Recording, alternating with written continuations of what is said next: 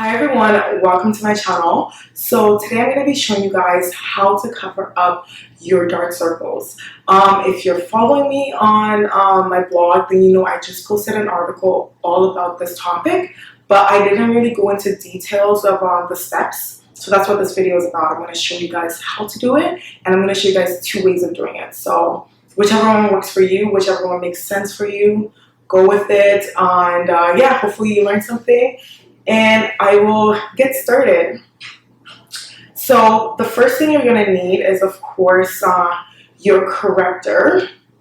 A lot of companies have correctors. You don't have to spend a lot of money if you don't want to. I have two orange correctors. I have this one from LA Girl, and then I have one inside the MAC concealer palette here. So either one, I use it, and I do like using this one, like these ones right here that are a lot more orange, because like there's some that are lighter orange, some again there's peach ones depending on your complexion. But for me personally, as a makeup artist, I do like having this in my kit because I can always use this on a lot of different skin tones, and I can make this into a peach color if I do want to. So you can either buy, you know, a color that's like closest to your, that's not too dark, you know, too pigmented, depending on your complexion, because sometimes if it's too orange, then it might be harder to cover. But I do like this because you can mix it into your concealer. It will make it a lighter color, and that could work for you. But if you're super dark in complexion, then this will work as well. So I hope you guys understand what I just said. But yeah, I do like this. You can mix it. You can make this into a peach color if you want. So the first way that I'm going to show you guys how to do this, like I said, I'm going to show you guys two ways of doing this because depending on how much time you have and what works for you. So you can, you know, go in and just kind of like apply. You don't need a lot. And I don't have like super deep dark under eyes, so I don't always correct. And yeah, I don't always correct, but like some clients do, and they need a little bit of correction so that the foundation applies a little bit more true to color on the skin. So you apply, just, you need a little bit, you don't need a lot, but make sure that you can also cover up other areas. Like I do have a little bit of discoloration right there. Yeah, so make sure you blend this out first. You can use your fingers, you can use a brush, but I do like using the fingers just because it melts it a little bit better into the skin. So what you're going to need next is you're going to need your foundation, and you're going to need your concealer. So the foundation I'm using is Smashbox Studio Skin, and the concealer I'm using is Too Faced Born This Way Sculpting Multi-Use Sculpting Concealer. You're also going to need a sponge. This is very necessary. Sponges, so you know, you can use a beauty blender, you can use like a triangle type of sponge, and you're gonna need you know, your foundation brush. So so after you've applied your corrector, then you're gonna go in with your foundation. Some people have a problem with applying foundation over correctors because it tends to like mix in, and then it gives another weird orange kind of color depending on how much you use of the corrector. Me, I didn't really use much. I only used a little under my eyes. I only used some here. Some people might have a bit more discoloration on their face or like a lot more of a darker circle. So when you're putting a lot of corrector on your face, you should probably just use a sponge. That's the best way to go about it instead of using a brush, because when you use a brush, you are pretty much mixing that corrector into your foundation and you're gonna look orange. So you definitely need to make sure you have a sponge, because this kind of helps the product lay on top of the skin and you're not mixing the corrector into your foundation.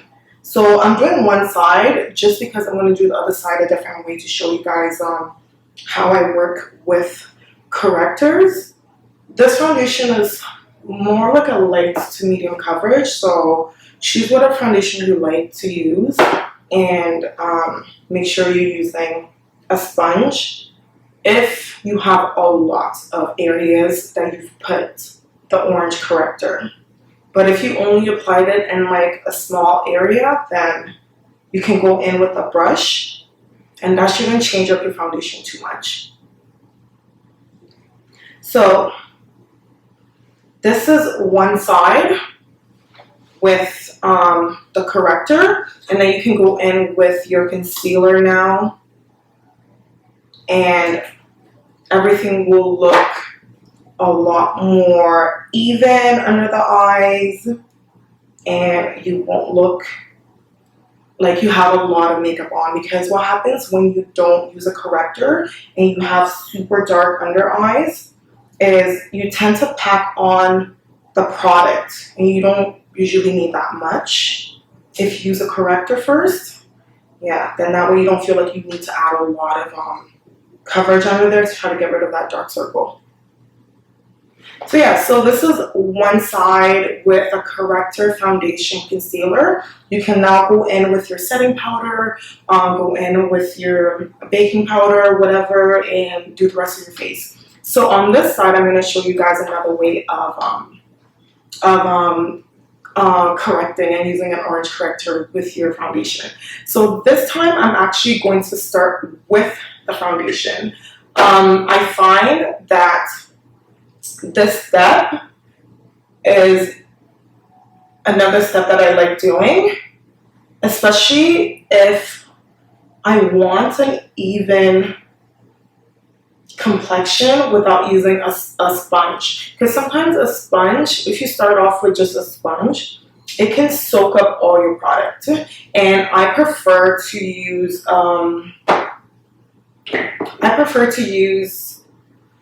a brush to start off, and then use a sponge after with just concealer. So everyone has their ways of doing foundation. Some people do like just using a sponge on its own. I like to use a brush with my foundation, and then if I need to melt it in, then I'll go with a sponge. But I like using a brush for my foundation and then a sponge more for my concealer. So at this point, I've kind of evened out the skin, and let's say my client does have like a lot more of a darker circle peeking through.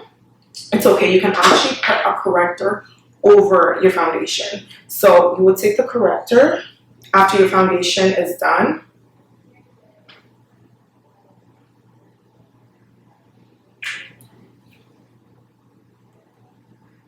Press it in like we did initially. Some people use a sponge to melt this in, and you are welcome to. Just make sure if you're going to use a sponge, flip it the other way so that when you're melting the concealer into your foundation, you're not mixing that orange. So yeah, now you can just go in with a concealer over this.